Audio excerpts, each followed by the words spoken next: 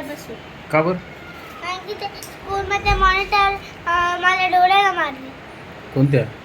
प्रियांशी गर काय मारली डोळ्याला?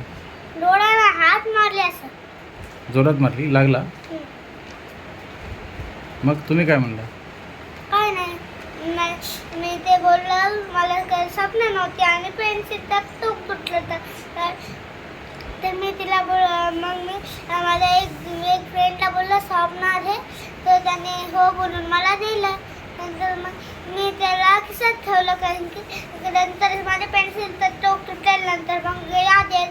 नंतर मग मला यादच नाही आलं मी विसरून गेलो यात मला ठेवलं होतं पॉकेटमध्ये.